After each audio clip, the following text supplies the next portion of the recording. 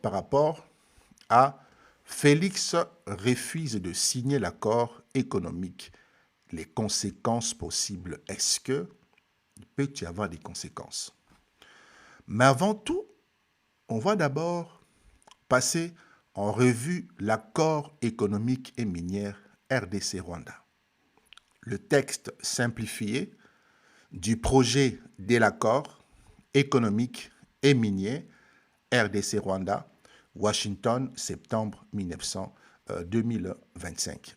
Donc, objectif général de cet accord que Félix a refusé de signer, c'est de promouvoir la stabilité et le développement dans la région des Grands Lacs par la coopération économique, la bonne gouvernance et une exploitation responsable des ressources naturelles. Ce texte est une annexe de l'accord de paix de Washington sous supervision américaine, britannique et qatari. Ça, c'est un. Alors, les partis impliqués dans cet accord dont Félix a refusé: République démocratique du Congo, République du Rwanda, soutien et observateur, vous avez les États-Unis, l'Union européenne, Qatar, Banque mondiale, la DFC, donc Développement, Financement, Corporation, et d'autres banques africaines de développement. Voici les témoins. Les contenus économiques du projet. D'abord, le secteur minier. Création d'un cadre intégré d'exploitation des minéraux stratégiques. Nous parlons ici des coltans, or, étain, tungstène, cobalt. Les deux États doivent coopérer à la traçabilité, au transport et au raffinage. Possibilité des zones économiques conjointes où le Rwanda pourrait raffiner ou transformer une partie des minéraux congolais. Mise en place d'une plateforme de certification régionale pour le minerai sans conflit, appuyée par les États-Unis et l'Union européenne. Ça, c'est le côté secteur minier. Le point B, les secteurs énergétiques et infrastructures. Les Rwanda et la RDC doivent coopérer pour relier leurs réseaux électriques et routiers afin de faciliter les commerces des minéraux. Création d'un corridor logistique sous supervision américaine reliant Goma, Gisenyi, Kigali, Mombasa. Le point C, la gouvernance et la supervision, mise en place ici d'un comité tripartite, ça veut dire la RDC, les Rwanda, les États-Unis, chargé de faire quoi? De superviser la mise en œuvre, la vérification des flux miniers, sanctionner les violations, trafic, contrebande, corruption, participation du Trésor américain pour contrôler les flux financiers et empêcher les fonds liés aux groupes armés. Ça, c'est le cadre général. Et la clause politique majeure: aucun développement économique ne peut être engagé sans désarmement complet et retrait vérifié de toute force non gouvernementale et étrangère du territoire de la RDC. Aucun développement économique durable ne peut être engagé. C'est la clause clé que la RDC invoque aujourd'hui pour refuser de signer les volets économiques.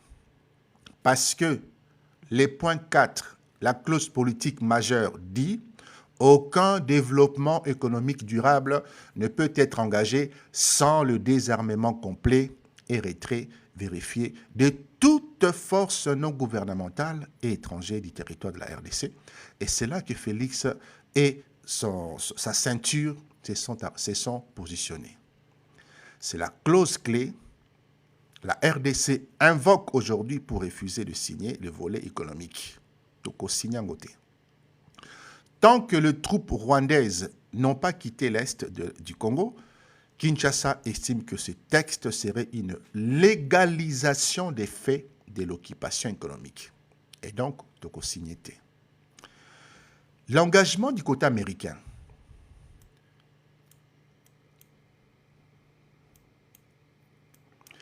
Du côté américain, les États-Unis s'engagent à faire quoi?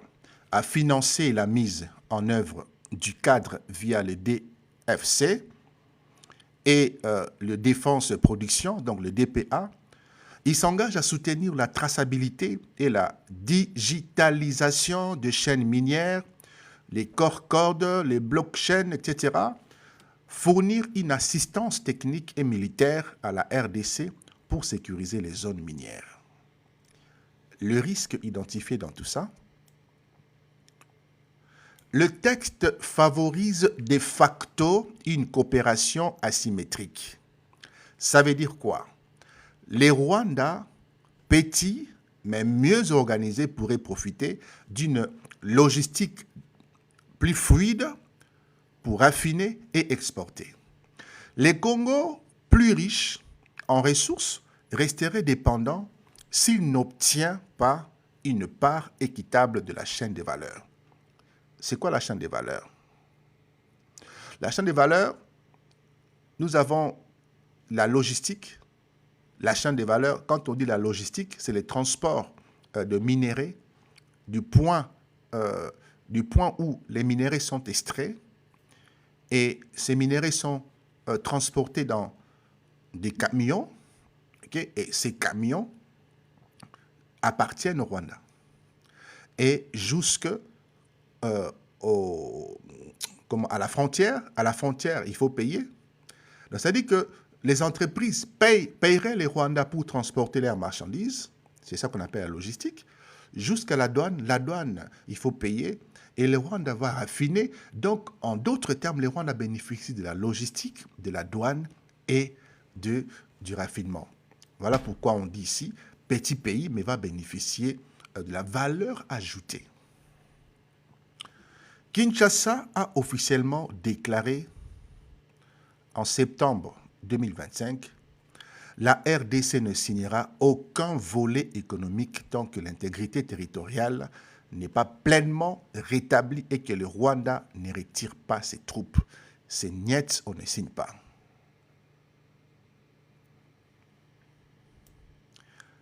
Cette position est soutenue par plusieurs diplomaties africaines, soutenue par l'Angola, la Namibie, l'Afrique du Sud. La position ferme de la RDC, Kinshasa a posé une ligne rouge. Ça veut dire qu'aucun accord économique tant que les troupes rwandaises n'auront pas quitté les sols congolais. Ça, c'est la règle, c'est la ligne rouge. Cela signifie que la RDC considère tout accord économique avec les Rwandais comme une normalisation de l'occupation militaire. Si nous signons, nous normalisons la présence de ces troupes sur notre sol. Pour Kinshasa, signer dans ces conditions, c'est tout simplement légitimer la présence du M23 et des troupes rwandaises. Reconnaître de facto un contrôle étranger sur une partie de son territoire et donc violer l'article 2 de la Constitution, intangibilité du territoire national. C'est pourquoi Félix dit ceci. C'est pourquoi Félix Tshisekedi maintient que la paix doit être précédée, précéder l'économie. D'abord la paix, après l'économie, et non l'inverse. On ne fait pas les choses à l'envers. La paix, et puis on discute comment fonctionner. La question, c'est pourquoi l'Angola, la Namibie et l'Afrique du Sud soutiennent Kinshasa. Pourquoi ils soutiennent Kinshasa dans cette posture, dans cette position du refus de signer cet accord, alors que les troupes rwandaises sont toujours sur le sol congolais, alors que le M23 détient toujours les grandes villes, Goma, Bukavu, Bunagana et tout ça. Comment allons-nous signer alors que nous sommes menacés sur notre propre sol? Nous ne signerons pas. Donc, l'Angola joue le rôle de médiateur officiel de l'Union africaine, processus de Luanda que vous connaissez. João Lourenço, le président angolais, a investi son prestige dans le dialogue régional et ne veut pas qu'un accord économique imposé par Washington affaiblisse les processus africains. Pour Luanda, la priorité est le retrait militaire effectif de troupes rwandaises. Sinon, tout accord serait un précédent dangereux. Ça veut dire quoi ça? Un précédent dangereux. Chaque pays pourrait alors occuper un voisin et négocier après coup. Et ces précédents, Lourenço s'oppose à ça. L'Angola veut aussi préserver sa propre influence régionale, menacée par les retours massifs des Américains dans les Grands Lacs. Ça, c'est la position de l'Angola. Quelle est la position de la Namibie? Héritière d'une politique étrangère très attachée à la non-ingérence et à la souveraineté, la Namibie, proche historiquement de la RDC depuis la guerre 98, elle avait envoyé des troupes aux côtés du Kabila père à l'époque. Elle considère qu'un accord signé sous occupation violerait les droits internationaux africains et fragiliserait les États faibles du continent. Donc, la Namibie appuie la décision de Félix de ne pas signer cet accord. Elle craint aussi que le multinational occidental ne dicte la gouvernance minière au détriment des États africains souverains. Ça, c'est la position de la Namibie. La position maintenant de l'Afrique du Sud. Membre de BRICS, avec la Chine et la Russie, Pretoria voit l'implication américaine directe dans le minerai comme une forme de recolonisation économique. Elle soutient Kinshasa pour défendre un principe fondamental, pas d'accord économique sur un territoire occupé. Ça, c'est la position de l'Afrique du Sud. L'Afrique du Sud considère que le retrait rwandais doit être certifié avant toute coopération économique et régionale. Donc, nous comprenons que dans la région, nous avons des soutiens, et pas n'importe lequel, et pas n'importe quel pays. De plus, Pretoria veut préserver les intérêts miniers de ses propres sociétés dans les Katanga et le Kasaï, qui sont menacés par la montée d'acteurs anglo-saxons. La question qu'on peut se poser, pourquoi signer maintenant serait une erreur pour la RDC? Si Kinshasa signait alors que les troupes rwandaises sont encore présentes, cela aurait plusieurs conséquences graves pour la RDC. La conséquence d'abord diplomatique.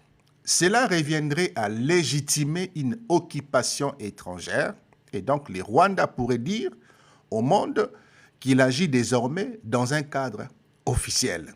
L'Union africaine perdrait tout levier moral car un précédent serait créé. N'importe quel pays pourrait envahir son voisin puis signer un accord économique de paix. Ça, c'est du côté diplomatique. Et du côté politique intérieur, la conséquence pour nous les Congolais, le gouvernement de Kinshasa perdrait une grande partie de son crédit national. Forcément, l'opinion congolaise que nous sommes verrait cela comme une capitulation, et les mouvements citoyens, les églises et les forces armées pourraient contester cette décision. Forcément, nous les contesterons, forcément, nous qui sommes ici, et parce que ça met en danger tout simplement la stabilité du pouvoir. Les points C, la conséquence ou les conséquences économiques. Les minerais de l'Est seraient exploités dans un flou juridique. Qui percevrait les taxes dans ces cas-là, puisque le 1,23 resterait sur place, les Rwandais resteraient sur place? Qui va percevoir les taxes? Qui certifierait la traçabilité? C'est qui? Quelle part reviendrait vraiment à l'État congolais si nous signons l'accord ou si Félix signe sans que le Rwanda ait quitté le pays, sans que le 1-23 ait disparu de Goma, de Bukavu, de Bunagana, Rushiru, tous ces endroits où ils se sont installés comme si c'était leur maison, d'accord, qui et comment les choses se passeraient. Qui certifierait la traçabilité? Quelle part reviendrait vraiment à l'État congolais? Cela ouvrirait la porte à une nouvelle forme de pillage légal orchestré via Kigali. Pourquoi les États-Unis poussent malgré tout à la signature? Il faut creuser. Nous sommes en train de creuser. On creuse. La raison stratégique, pourquoi les États-Unis poussent la RDC à signer, on va savoir tout ça. Les États-Unis ont besoin de sécuriser leur chaîne d'approvisionnement en cobalt, coltan et lithium. Indispensable à la transition énergétique. Tant que la guerre continue, les minéraux congolais ne peuvent être exportés légalement et la Chine garde l'avantage parce que la Chine raffine, la Chine a des contrats, la Chine a des sociétés. Et donc cette posture, cette stabilité dans l'instabilité favorise beaucoup plus la Chine. Favorise beaucoup plus la Chine. Et donc, les amis, ici, pour Washington, signaler ou signer rapidement, même avec les Rwandais encore sur place, permettrait d'ouvrir les circuits économiques et d'empêcher Pékin de prendre le contrôle total du marché. Parce que si nous signons, les Rwandais restent là, le 1-23 reste là, donc, en d'autres termes, il n'y a plus de conflit. Il n'y a plus de problème alors. C'est la stabilité. Nous pouvons traiter, mais nous traitons avec Goma, Kivu, Bunagana, Rushiru, pris entre les mains du 1-23 et l'armée rwandaise. Dans notre pays, une stabilité, d'accord, qui sert pour le bien des États-Unis, mais qui va desservir la RDC. Tout simplement. La raison géopolitique, éviter un affront anti-américain. Pourquoi est-ce que les États-Unis veulent signer, forcer la RDC à signer pour éviter un affront anti-américain? Ça veut dire quoi?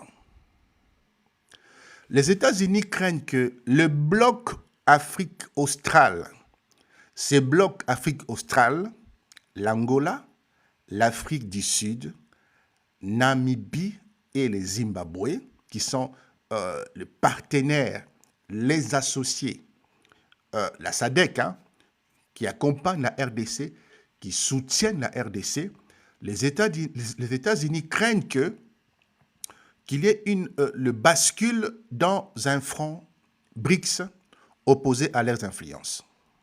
Donc, les États-Unis craignent que le bloc Afrique australe, Angola, Afrique du Sud, Namibie, Zimbabwe ne basculent dans un front BRICS opposé à leurs intérêts. En pressant, en poussant la RDC de signer, Washington espère affirmer son rôle de garant de paix et d'acteur incontournable dans les Grands Lacs.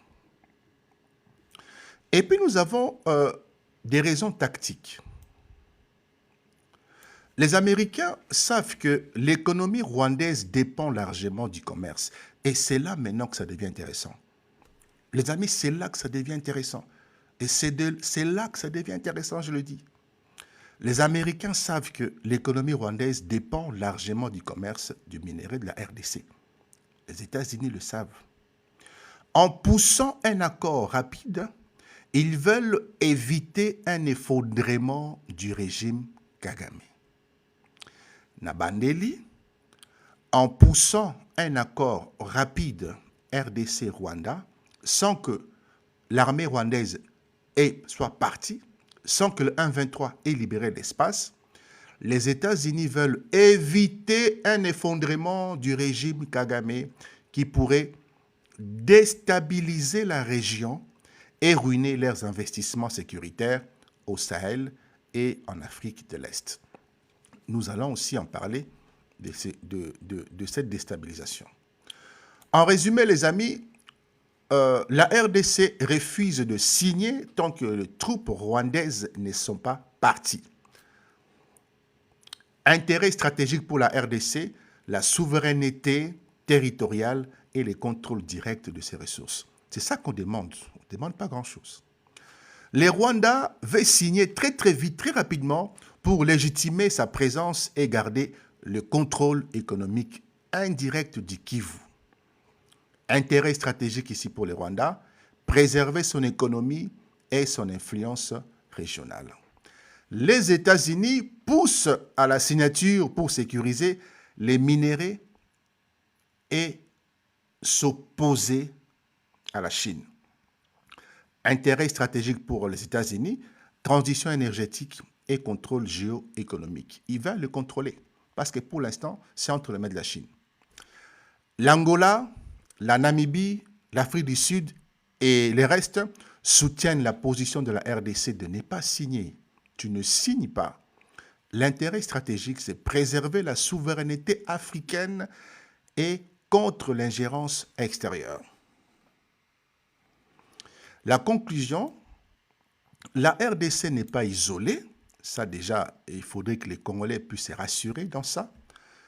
N'est pas isolée. Elle s'inscrit dans une ligne panafricaine, souverainiste, soutenue par plusieurs capitales du Sud. Mais elle est prise en tenaille entre la pression des États-Unis qui veulent avancer coûte que coûte. Et là, je pense que Félix ne sera pas dupe. Félix est conseillé par ces autres pays, d'accord, de la SADC, pour résister. Et je pense que c'est aussi la volonté de tous les Congolais. On ne signe rien avec les Rwandais tant que les Rwandais sont chez nous. Et donc, mais la RDC est prise en tenaille entre la logique de droit international africain qui impose le retrait des troupes étrangères avant tout accord. Donc, on ne signe rien tant que le Rwanda est sur notre sol. Si Kinshasa cède, si Félix plie les genoux, elle perdra les combats symboliques et politiques de la souveraineté. Ça, c'est clair. Si elle tient bon, elle pourra imposer une redéfinition de l'ordre économique africain. C'est lui où la paix ne se marchande pas sous occupation, mais se négocie dans la dignité. Mais pour bien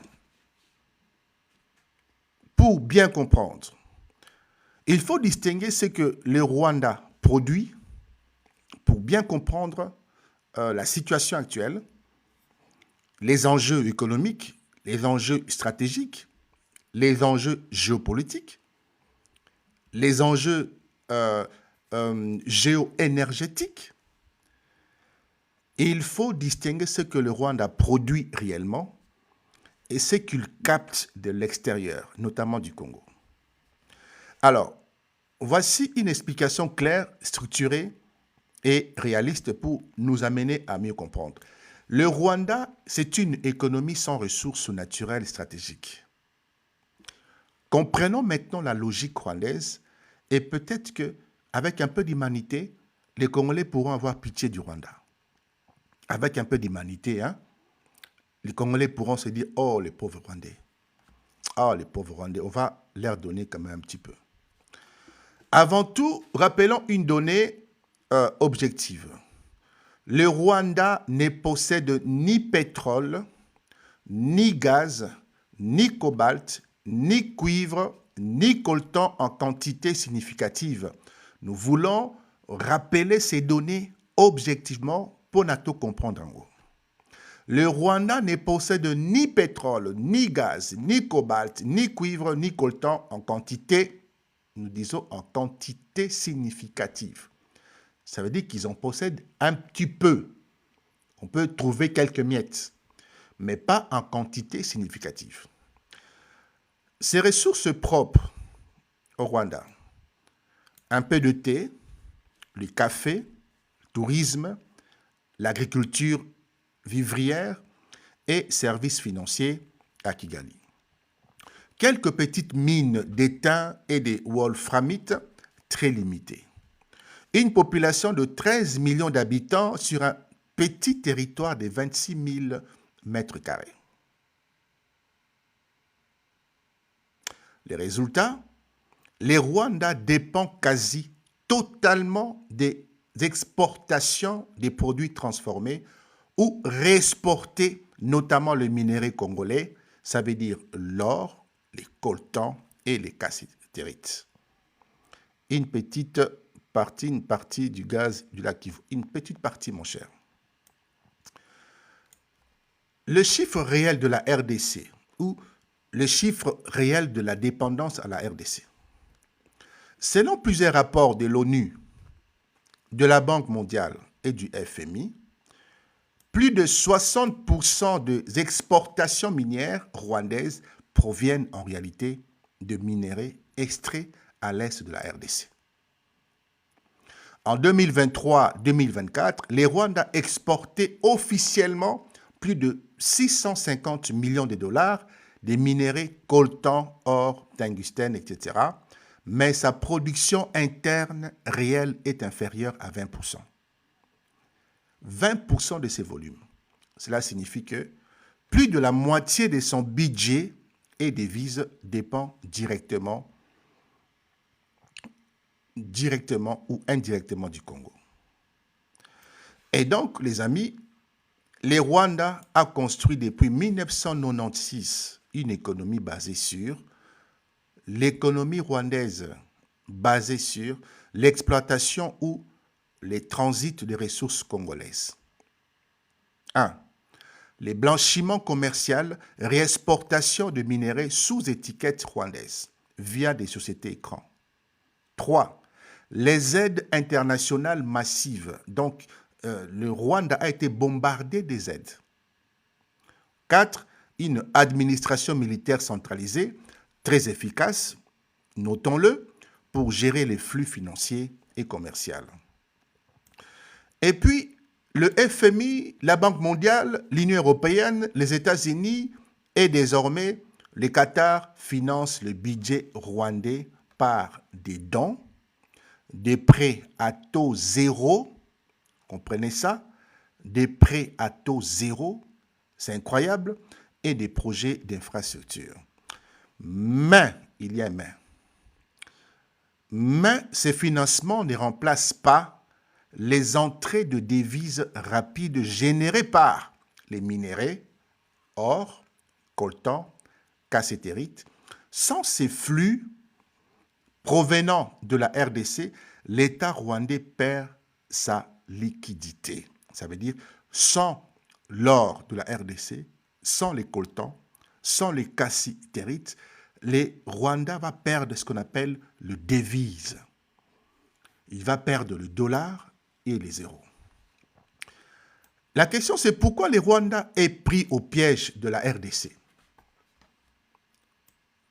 C'est quoi ce piège? Les Rwandais, s'ils cessent de dépendre du Congo, ils perdent la moitié de son économie réelle. Mais s'ils continuent à exploiter le Congo, ils s'exposent à des sanctions, à une isolation diplomatique, voire à une riposte militaire régionale. Je parle ici de la SADC, l'Afrique du Sud, l'Angola, la Namibie et d'autres pays.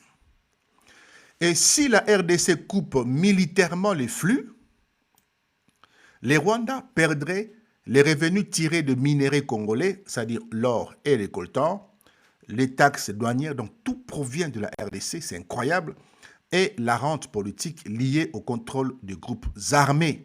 Cela représenterait une chute d'environ 40 à 50% de ses recettes d'exportation. Son budget de défense, ses subventions et ses projets seraient immédiatement impactés. Si la SADC, Angola, l'Afrique du Sud, Namibie, Zimbabwe soutiennent la RDC, Kigali ne pourrait pas soutenir une guerre prolongée contre plusieurs puissances régionales. Impossible. Son armée, bien que disciplinée, n'a ni profondeur stratégique, ni réserve en cas d'embargo ou de blocus. Si la RDC s'équipe des drones modernes achetés en Ukraine, parce qu'il est attendu en Ukraine, c'est aussi, on va dire, un sujet dont nous aurons le privilège de traiter, peut-être demain, le rendez-vous ou l'invitation de Félix Tshisekedi en Ukraine. Beaucoup voient cette invitation sous de mauvais angles, alors que c'est stratégique, c'est hautement stratégique.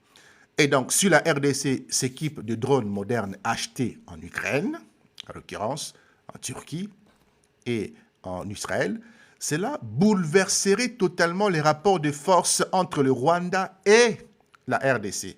Je dis que si la RDC s'achète,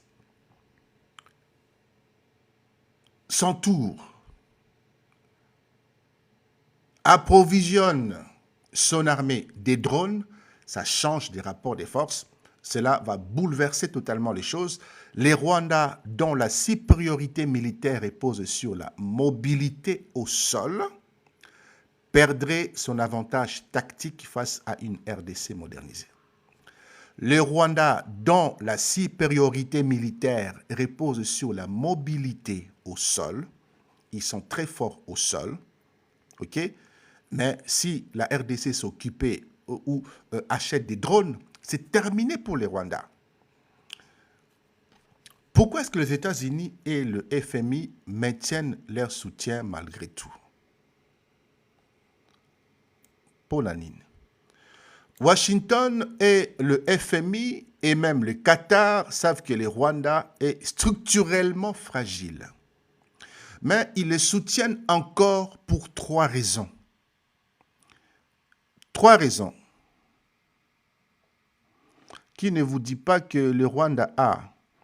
Alors, je lis un peu le reste de ta question. Qui ne vous dit pas que le Rwanda a des drones?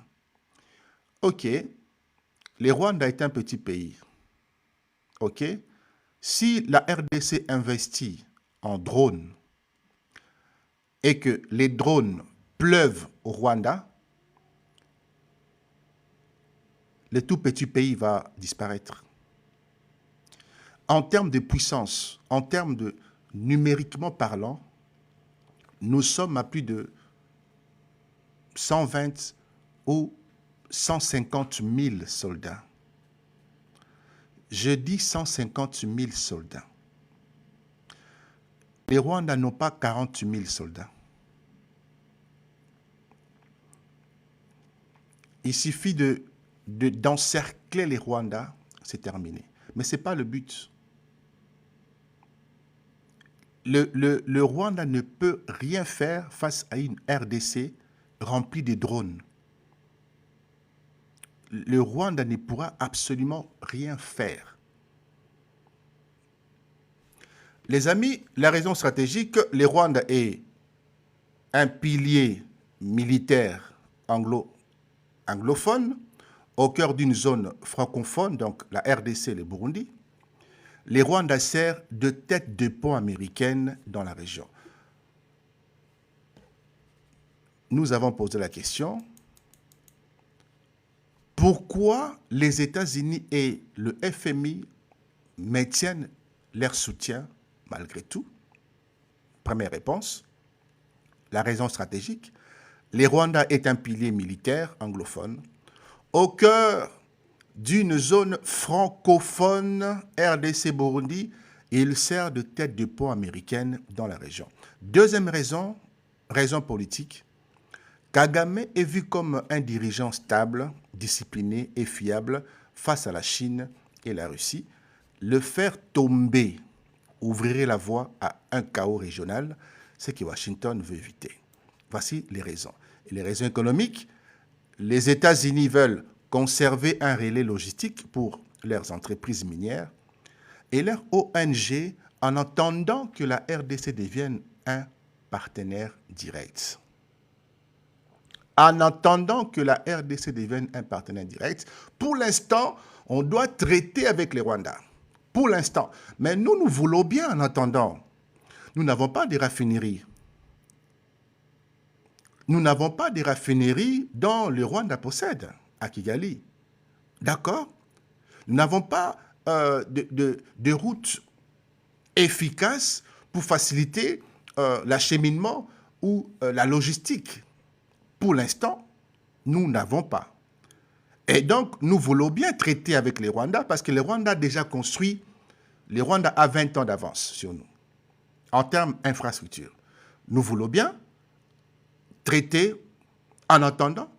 Pendant que nous traitons, nous construisons nos raffineries, nous construisons nos chemins de fer, nous construisons nos routes, nous mettons en place cette plateforme qui est nécessaire pour acheminer et faire sortir nos minéraux raffinés en RDC.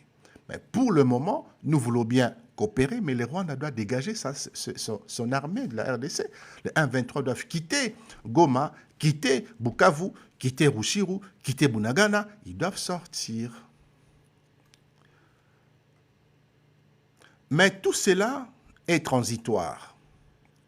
Les raisons économiques, raisons politiques, mais tout cela est transitoire dans le sens que si les États-Unis sécurisent leurs accords directement avec la RDC via la DFC et le CRMA, le Rwanda perdra son utilité.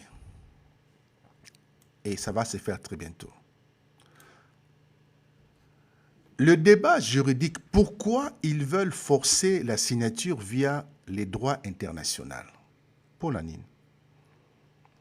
L'article 215 de la Constitution congolaise, et c'est là où se trouve le piège, voilà pourquoi cette Constitution doit être changée, doit être pas révisée, mais détruite, brûlée et changer les choses.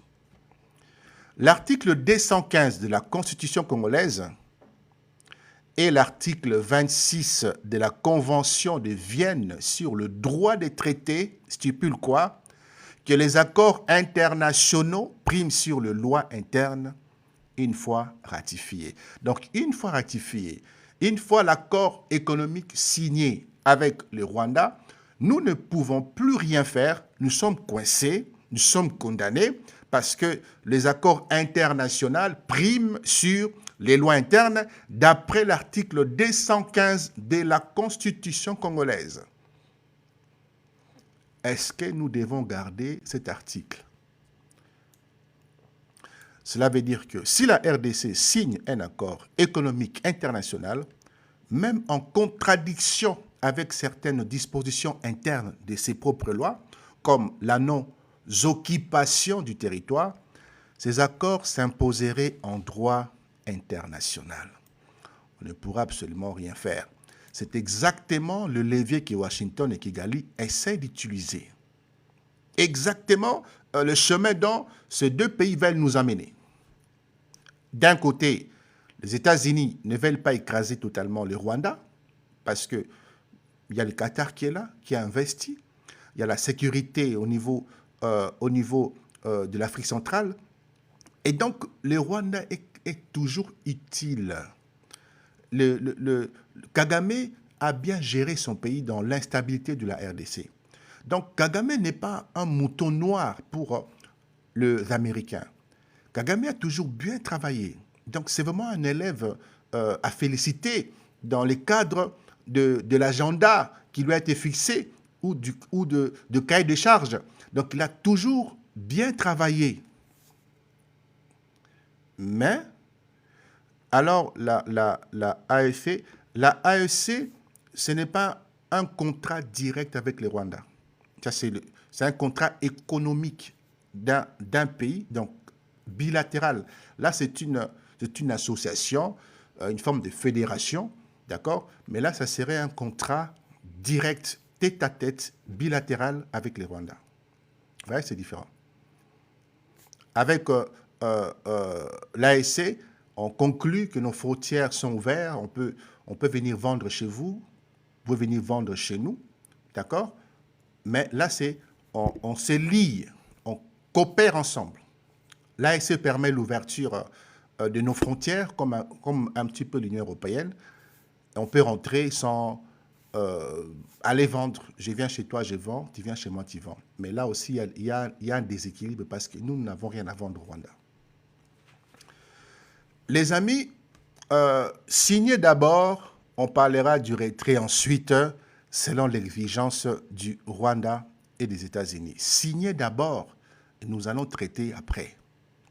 Car une fois signé, l'accord deviendrait une caution légale au commerce rwandais de minerais congolais. C'est pourquoi Kinshasa refuse obstinément, signer dans ces conditions reviendrait à abandonner une partie de sa souveraineté par le droit sans un seul tir d'arme. Et donc, résumé pédagogique comme nous aimons bien le faire, la richesse réelle du Rwanda part du budget dépendant de la RDC. Ça veut dire que environ 40 à 50%, les Rwandais, son budget est tiré via l'exportation et taxes indirectes. Le budget, la moitié du budget du Rwanda vient de la RDC. Nous avons aussi le soutien extérieur.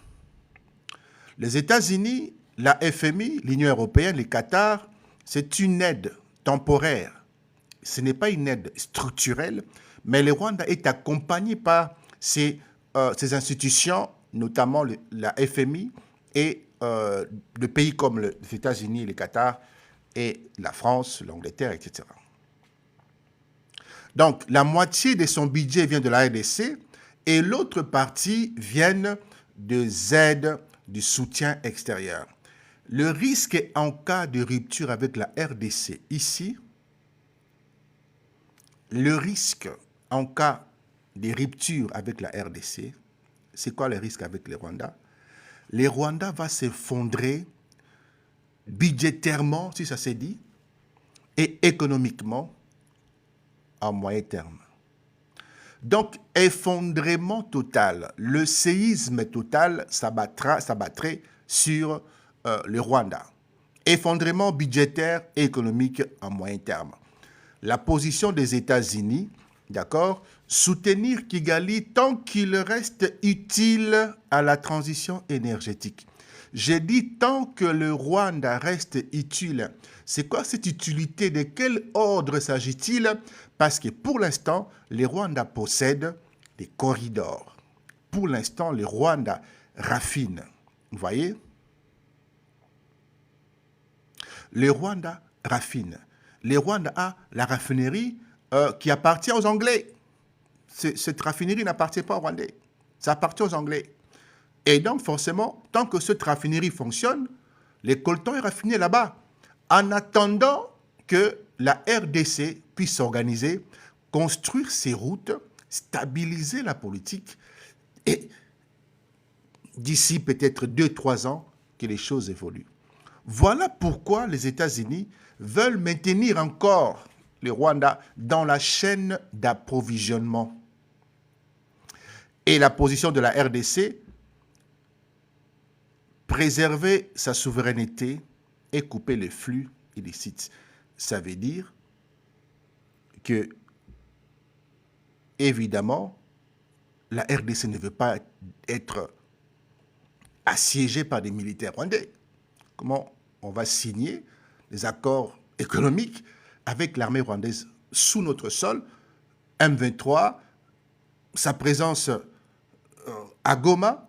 Donc, comment voulez-vous qu'on signe? Alors qu'au préalable, en amont, l'accord, le deal avec les États-Unis, c'était protection, deal, échange de minerais contre protection.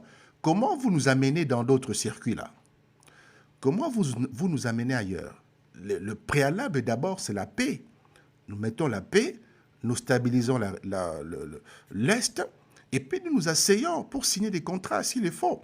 Parce que la RDC est la locomotive. La RDC ne pourra pas se développer tout seul. Ça, oui, on le sait. En se développant, nous allons tirer derrière nous les Rwandais, l'Ouganda, le Burundi, tous ces pays-là. Parce que nous sommes le centre névralgique.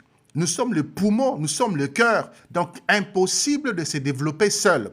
Mais nous ne pouvons pas le faire avec une armée sous notre sol. C'est impossible. Et donc, du côté équilibre stratégique, le Rwanda dépend du Congo pour vivre, mais le Congo n'a pas besoin du Rwanda pour survivre.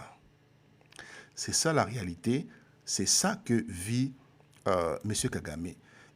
Kagame sait que le Rwanda dépend du Congo pour vivre, pour respirer, pour avoir des devis. Parce que si vous n'avez pas de devis, vous ne pourrez pas acheter. Et si vous n'exportez pas, vous n'avez pas de devis non plus. Quand tu as des crises de devis en RDC, pour ceux qui ne savent pas, c'est parce qu'il n'y a pas de devis. Et quand il n'y a pas de devis, les dollars, dans les dollars, c'est fait rare. Et quand le dollar se fait rare, eh ben ça tue les francs congolais. Parce que les dollars deviennent chers. OK? Les dollars se faisant rares, les dollars deviennent chers. Et forcément, les francs congolais diminuent de puissance. Et pouf, les histoires montent et les salaires ne montent pas. Donc, vous comprenez que si on coupe les robinets des devises, si le Rwanda ne peut plus exporter nos minéraux, ça veut dire qu'il n'y a plus de devises. Et donc, il y aura un chaos technique. Il y aura un chaos technique. La conclusion pour cet élément, oui, sans la RDC, les Rwandais s'effondrent à moyen terme. Pourquoi? Ces minéraux officiels ne couvrent pas ses besoins en devises. 1. Ces aides extérieures ne suffisent pas à compenser un déficit commercial permanent et son modèle repose sur une économie d'intermédiaires minières et militaires bâtis sur l'est de la République démocratique du Congo. Pourquoi avoir fait ça, Kagame? Toute chose a une fin. Vous pensez vraiment que vous allez rester chez les gens comme ça tout le temps, tous les jours, et jusqu'à ce que Jésus revienne? Non. À un moment donné, ça va s'arrêter. Les Congolais allaient se réveiller. Qu'est-ce qui ne s'arrête pas? Qu'est-ce qui ne s'arrête pas? Comment vous pouvez bâtir votre économie sur les dos d'un autre pays? Ce n'est pas intelligent, ça. Au lieu de diversifier, de profiter pendant ces 30 ans, d'investir et de créer, je ne sais pas, d'autres dynamiques en interne, vous restez seulement couché en RDC. Comme si, à un moment donné, les Congolais n'allaient pas se réveiller. Mais c'est de la folie. C'est de la folie. Hello, camarade Vanessa, j'espère que vous allez bien. Les amis, et plus les États-Unis, l'Union européenne et la RDC vont traiter directement entre eux,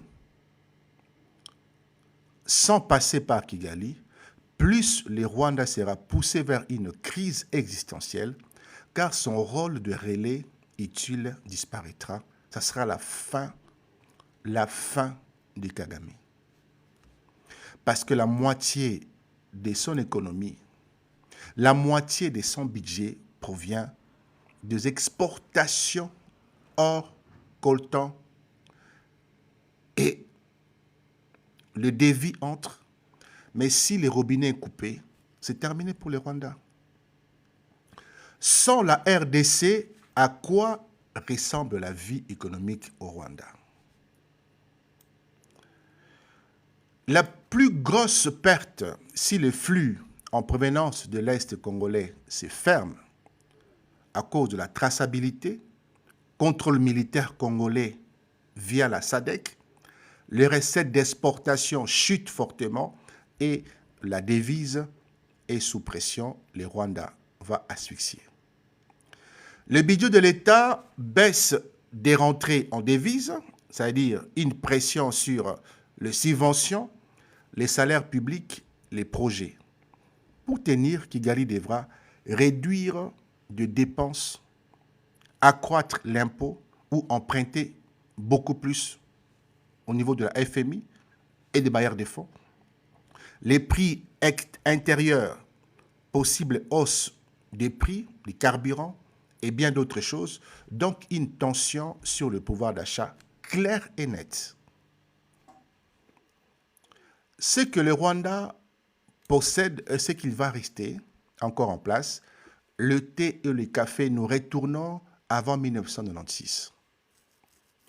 L'exportation traditionnelle, utile mais insuffisant pour remplacer les devises perdues, parce que ça va se perdre. Le tourisme et les conférences dépendent de la conjoncture et de la sécurité régionale, donc très sensible au choc.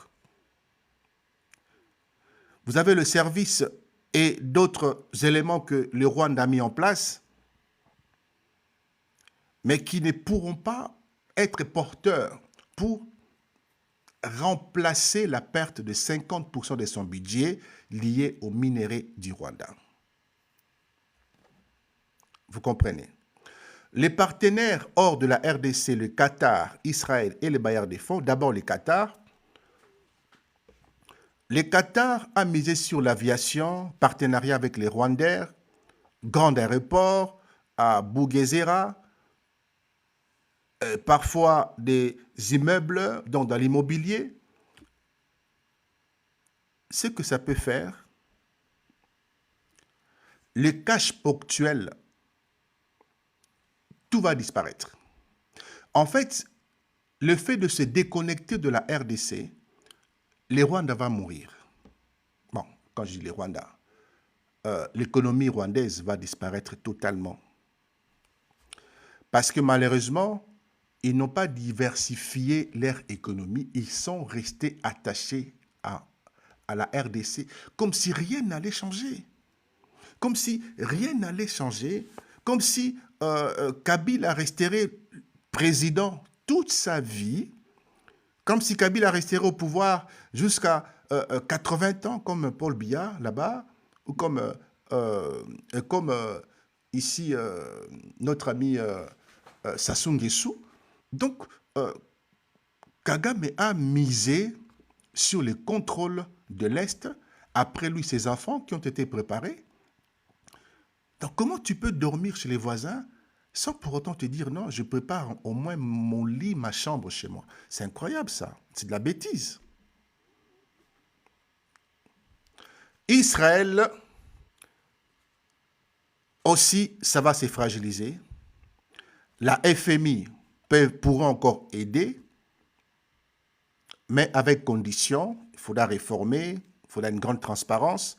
Mais malgré l'aide de la FMI, des États-Unis et de l'Union européenne, après la séparation totale drastique avec la RDC, leur aide ne remplacera pas une rente d'exportation.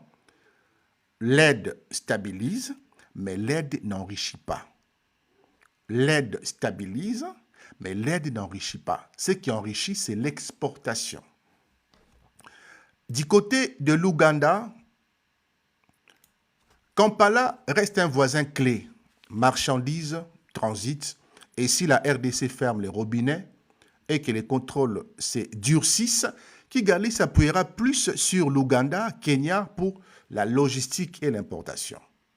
Mais l'Ouganda ne peut pas remplacer la rente congolaise. Il offre des routes, mais l'Ouganda ne donne pas de devises.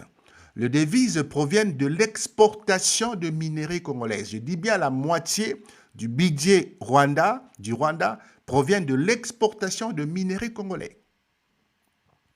L'Ouganda va dire, ok, les routes sont là, mais moi je ne donne pas de devises. L'armée rwandaise qui se trouve en Mozambique Les agendas ont été préparés sur plusieurs années par les Rwandais. Oui, ils ont mal préparé leurs agendas, mon ami. L'agenda, c'est mal préparé, puisqu'ils n'ont pas vu la transition énergétique. Ils n'ont pas vu l'instabilité des États-Unis par rapport à la Chine. Ils n'ont pas vu que la guerre, l'or noir aujourd'hui se trouve en RDC. Ils n'ont pas vu que quand on parle de la transition énergétique, on parle de quitter le pétrole, d'accord, pour le batterie. Vous comprenez? D'ici 2050, les véhicules ne seront plus alimentés par le pétrole, le diesel. Mais pour l'instant, pour aujourd'hui, ok, nous sommes ravitaillés par le pétrole. Mais la transition énergétique, c'est passer du pétrole, passer du kérosène, passer du diesel aux batteries. Vous comprenez? Et donc, je pense que cet élément, puisque la technologie évolue, il y a des choses qui changent. Cet élément, les Rwandais n'avaient pas pris compte de ça. Et qui pouvaient d'abord se dire que dans 30 ans, on partirait vers une transition énergétique. Personne. Dans cet élément, les Rwandais n'avaient pas vu venir ça. Vous comprenez? Et donc, Mozambique, il y a un déploiement depuis 2021 contre l'insurrection. C'est une vitrine d'efficacité militaire et levier diplomatique pour le Rwanda. L'armée rwandaise est en Mozambique. Sans devises, sans exportation supplémentaire, le coût extérieur, c'est-à-dire le soldat, la logistique deviennent plus lourds. Comment payer ces gens-là? Sans exportation, sans devises, les Rwandais vont être asphyxiés.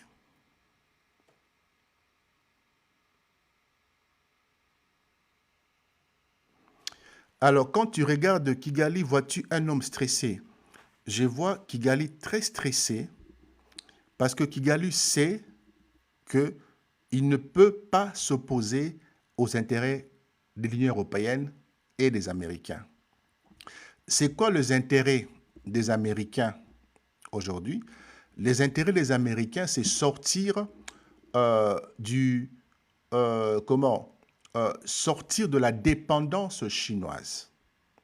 Et pour sortir de la dépendance chinoise, leurs entreprises doivent venir en RDC. Plus de relais Rwanda. Parce que le Rwanda est un relais, mais le Rwanda vend aussi au Qatar. Les Rwandais vont aussi en Chine. En fait, les Rwandais, ils jouent un double jeu. Il était là pour surveiller et pour protéger la chaîne d'approvisionnement pour les Américains et pour l'Union européenne, mais les Rwandais vendent aussi aux Chinois. Les Rwandais vendent aussi au Qatar. Vous comprenez? Donc, vendre aux Chinois, c'est enrichir la Chine. Et l'instabilité à l'Est profite aux Chinois. Parce que tant que l'Est est instable, les bailleurs de fonds ne voudront pas financer les entreprises américaines pour qu'ils viennent chez nous. Parce que les Américains ont une logique. On n'envoie pas, on ne finance pas, on n'assure pas là où se trouve l'instabilité parce qu'à tout moment, tout peut basculer. On ne va pas venir financer des corridors, des chemins de fer, construire des usines dans un pays instable. Ça ne peut pas arriver. Et alors que pour le moment, la logique a changé. OK? La logique a changé. Pour l'Union européenne, n'a pas sanctionné avec la même ampleur qu'en 2012. Voilà une bonne question. Oh là là là là, ça c'est la bonne question, ça mon ami.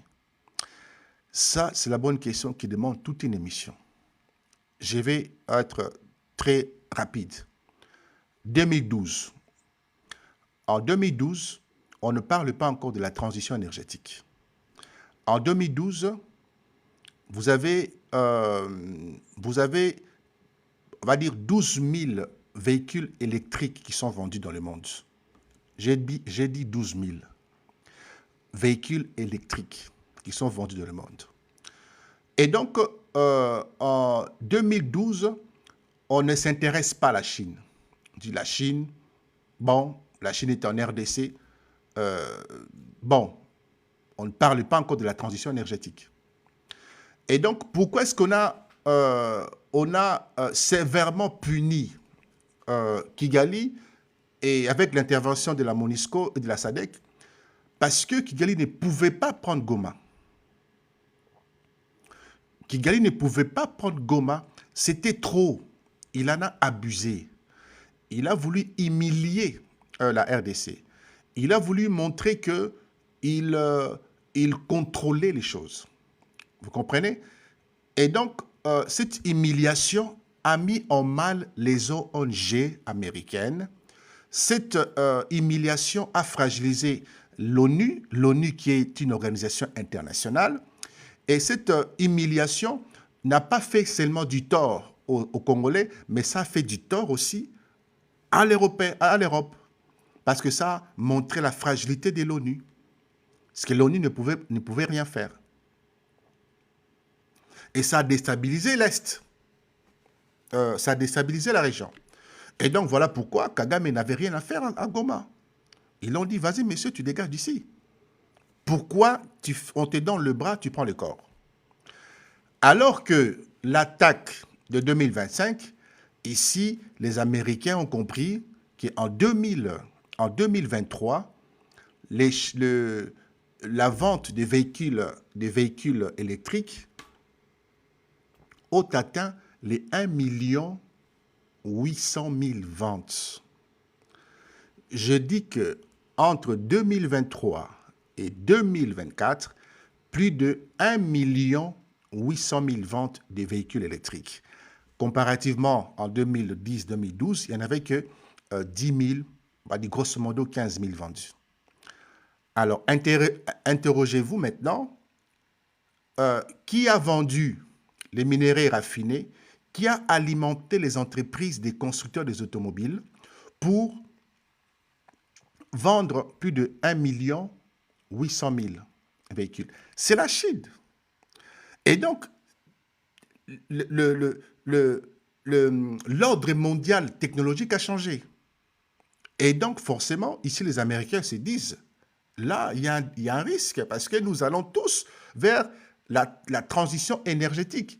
Nous allons tous vers les véhicules électriques. Tesla se ravitaille où? Se ravitaille en Chine, en grande partie.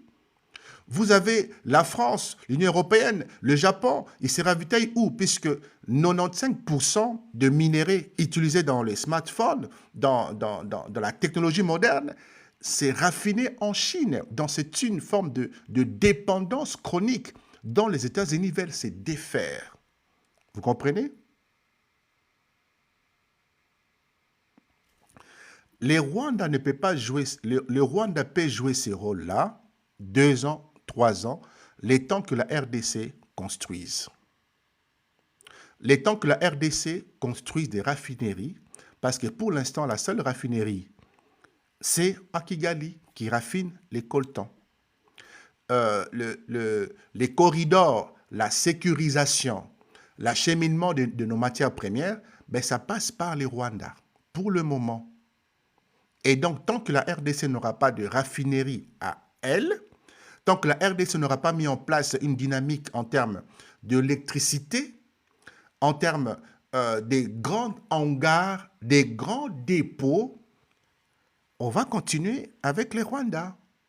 Vous voyez? C'est ça l'accord économique, en fait, que la RDC a refusé de signer avec les Rwandais. Donc, pour signer, pour que ça soit légalisé, nous devons d'abord signer, d'abord la paix, après la paix, nous passons par l'économie. Vous comprenez, mon cher?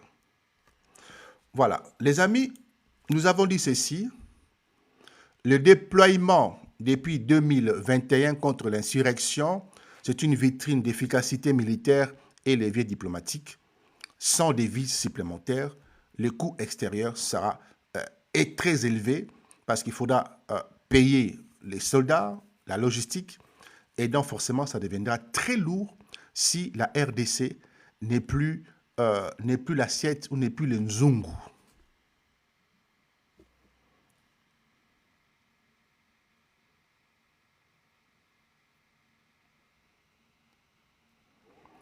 Mon ami SH, je pense que vous ne comprenez pas ce qui se passe. Il faut suivre l'actualité congolaise pour que vous compreniez. On veut une stabilité, d'accord? Il faut suivre l'actualité congolaise. Vous allez comprendre que les choses changent. Les États-Unis veulent un gouvernement stable. Ok? Les États-Unis ne veulent pas la tempête, comme ça s'est passé du temps de Mobutu. Et pour l'instant, nous tendons vers la stabilité. D'accord? Il y a quelques moutons noirs qui accompagnent l'agenda rwandais, mais nous sommes sur le bon chemin. D'accord? Nous sommes véritablement sur le bon chemin. Et d'ailleurs, si Félix ne parvient pas à stabiliser, les États-Unis seront obligés de l'enlever lui. Parce qu'ils ne peuvent pas passer par les Rwandais. Et ils doivent maîtriser le terrain, signer, faire un partenariat win-win ou bilatéral avec la RDC. OK? Moi, je vous dis ce qui se passe. Lisez l'actualité américaine, vous allez comprendre. Il faut lire l'actualité américaine. Alors, les amis, est-ce que le Rwanda va retourner au pays des pauvres avant 1996? Est-ce que la coupure, le fait de faire sortir le Rwanda de la RDC, est-ce que le Rwanda va retourner dans l'état où elle était en 1996? La question qu'on se pose là. Pas automatiquement, mais le niveau de vie peut reculer si trois choses arrivent ensemble. Trois choses. 1. Les flux miniers congolais coupés. 2. La pression internationale, donc pour la traçabilité et les sanctions. 3. Peu de nouvelles sources de devises. Donc, la coupure de la RDC, la pression pour la traçabilité et les sanctions, donc pour vraiment menacer les Rwandais, nous devons, nous les Américains, nous les Européens, venir en RDC avec des contrats clairs, la traçabilité claire, la sécurisation de la région, parce que si la région n'est pas sécurisée, ça profite aux Chinois, et la Chine actuellement est le maître des temps et des circonstances. Cet élément, les Américains n'en veulent pas, ils ne veulent plus être dépendants de la Chine. Les pays conservent des atouts, l'administration, discipline, hub de service, ok? Mais les modèles fondés sur l'intermédiaire minière devra être réinventés. Sans pivot récit, ça veut dire industrie légère, exportatrice, le tech de services régionaux, aviation hub, oui, l'approvisionnement ou l'appauvrissement relatif guette à la porte des Rwandais. Les taxes ne sont pas les principaux problèmes, s'il vous plaît. Je ne comprends pas votre question. Comment Kigali peut survivre alors? Accepter une normalisation avec la RDC. Il faut accepter fin de tout soutien aux groupes armés, accords transparents régionaux, place légale et limitée dans la chaîne des valeurs, jusqu'à ce que la RDC puisse s'organiser en conséquence, la logistique, raffinage sous contrôle de la RDC, parce que la RDC doit contrôler son sol. Or, il faut une neutralisation de FDLR afin que le Rwanda puisse lever ses mesures de défense. Mon ami, nous n'avons pas de FDLR organisés en puissance qui sont prêts demain ou aujourd'hui à attaquer le Rwanda. C'est une excuse, c'est la Libye. Okay? Voilà pourquoi nous avons accepté en disant que, OK, c'est bon, les FDLR sont là. Maintenant, pour qu'on travaille ensemble, pour poursuivre, pour traquer les FDLR, ben, il faut que les 1-23 disparaissent du sous-sol congolais, ça c'est un. Il faudrait aussi que l'armée rwandaise quitte le sol congolais et à ces niveaux-là, on se met ensemble, d'accord, et on traque les FDLR qui n'existaient pas. Qui n'existaient pas. OK? Les FDR n'existaient pas. C'est la Libye, c'est juste un tremplin pour que les Rwandais viennent se servir. C'est tout. Ça, il faut le savoir aussi. Les amis, je crois que tout a été dit. OK? Je pense que tout a été dit. On va s'arrêter là pour ce soir. Il est presque 1h. Il n'y a plus rien à dire. Il n'y a plus rien à dire. Je crois que je vous invite à vous abonner dans notre chaîne YouTube parce que tout est là-bas. OK? Je vois qu'une personne veut monter. Faisons monter. Mais je ne resterai pas longtemps, je vous préviens. Allez-y sur notre chaîne YouTube pour revoir l'émission de ce soir. Alors, camarades, bonsoir. Oui, bonsoir, messieurs. Je monte juste pour vous féliciter. J'apprécie votre style. En tout cas, je dirais qu'à 95%, ce que vous dites est vrai. Alors, moi, je vous suggérerais de continuer dans cette ligne, de ne pas, s'il y a possibilité, de ne même pas nous permettre de monter. Bon, je suis monté pour donner mon opinion. C'est une proposition. Habituellement, je ne le fais pas. Donc, voilà. Ah oui. Voilà. Donc, pourquoi je donne cette proposition de ne pas faire monter les gens? Oui. Parce que je trouve que vous êtes vraiment pédagogique. Donc, vous donnez de la matière avec une certaine précision malgré les imperfections. Ça prouve quelque part que vous faites des recherches. Parce que en suivant d'autres lives, vous trouverez l'absence des termes techniques que vous êtes en train d'utiliser là-bas. Par exemple, la transition énergétique. Par exemple, le changement de fréquence de l'or noir vers l'énergie, les 3T. Vous donnez des chiffres. Par exemple, j'ai retenu que plus d'1,3 million véhicules ont été vendus, qui sont 100%, voilà, 100% électriques. Donc, ça, ce sont des statistiques, bien que vous êtes dans l'imperfection, ce sont des statistiques que vous trouverez difficilement ailleurs dans d'autres lives. Alors, moi, je vous suggérerais de continuer dans vos recherches et de faire une émission sans pour autant autoriser des gens à monter, parce que là, on va perturber la connaissance. Apparemment, ici, nous apprenons. Donc, c'était ça. Merci beaucoup. Tout ce que j'avais à dire, c'est ça. Merci à vous pour l'intervention. Merci beaucoup. Merci. Alors, les amis, nous avons évidemment terminé. Je vous souhaite de passer de bonnes soirées et tout simplement à la prochaine. Bye bye.